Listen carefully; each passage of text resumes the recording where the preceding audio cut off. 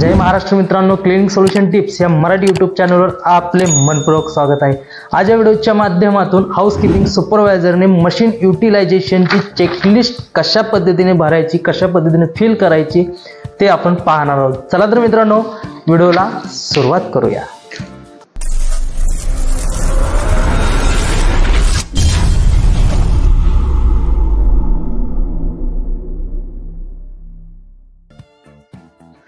तर मित्रांनो, machine utilisation म्हणजे काय? तर मशीन युटिलायझेशन म्हणजे आपण हाऊसकीपरला सिंगल लेग्स मशीन म्हणा किंवा व्हॅक्यूम क्लीनर, कुठलीही क्लिनिंग क्षेत्रामध्ये कुठलीही मशीन आपण सुपरवायझर ऑपरेटरला देत असताना त्या चेकलिस्टमध्ये त्या ऑपरेटरचं नाव, मशीनची डिटेल्स हे सर्व त्या चेकलिस्टमध्ये भरलं जातं। चला तर मित्रांनो, आपण चेकलिस्ट कशा पद्धतीने भरली जाते ते पाहूया। तर मित्रांनो, हे आहे मशीन युटिलायझेशन चेकलिस्ट।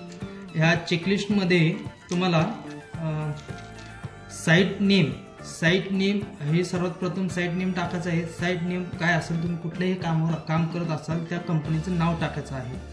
त्यानंतर डॉक्युमेंट नंबर, तुम्ही ज्या कंपनीत काम करत आहात त्या डॉक्युमेंटचे नंबर असतात। त्यानंतर साइट कोड असतं, तुमच्या साइटवर असतं। एसआर नंबर म्हणजे 1 2 3 कॉलम नंबर असतात ते।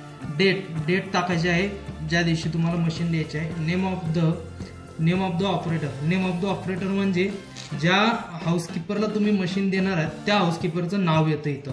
नेम ऑफ द मशीन म्हणजे ह्या हाऊसकीपरला मशीन कोणती दिली त्या मशीनचं नाव लिहायचं आहे। लोकेशन म्हणजे ज्या ठिकाणी तुम्ही मशीन मारणार आहात त्या ठिकाणच्या लोकेशन टाकायचं आहे। फ्रॉम टायमिंग डायरेक्शन म्हणजे किती वाजता घेतली, सकाळी 7 ला घेतली की कितीला घेतली असं म्हणजे तुम्हाला टाइम याच्यामध्ये मेन्शन करायचं आहे। आणि किती वाजता स्टोअरला आणून जमा केली त्याचं पूर्ण टोटल काउंट टोटल आवर्समध्ये टाकायचं आहे। त्यानंतर सिग्नेचर हे सुपरवायझरची नसून त्या हाऊसकीपरची सिग्नेचर आहे तिथं। तर हे सर्व सिग्नेचर करण्याप्रथम तुम्हाला हे सर्व सुपरवायझर चेकलिस्ट भरल्यानंतर प्रथम तुम्हाला मशीन हाऊसकीपर आणून दाखवल्यानंतर त्या टायमाला हाऊसकीपरनी मशीन सुपरवायझरला आणून दिल्यानंतर सुपरवायझरनी चेक करून त्या मशीनची सर्व डिटेल्स काढून त्या टायमाला इथं सिग्नेचर करायचे आहे। त्यानंतर येते रिमार्क्स मध्ये येतं की मशीनला काय प्रॉब्लेम झाला असेल, काय प्रॉब्लेम असेल किंवा नसेल, ह्या रिमार्क्स मध्ये टाकायचं आहे।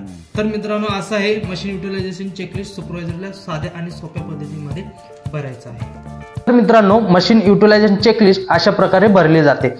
तर हाऊसकीपिंग क्षेत्राबद्दल तुम्हाला जर कुठली माहिती हवी असेल तर कमेंट बॉक्समध्ये कळवा, आणि ह्या चेकलिस्ट भरण्यासंदर्भात जर तुम्हाला कुठली गोष्ट समजली नसेल तेही कमेंट बॉक्समध्ये कळवा, त्याच्यावरती मी व्हिडिओ बनवण्याचा प्रयत्न करेन। तर मित्रांनो, आमच्या हाऊसकीपिंग क्षेत्रामध्ये भरपूर लोक आहेत की त्यांना कुठल्या गोष्टीचं नॉलेज नसतं।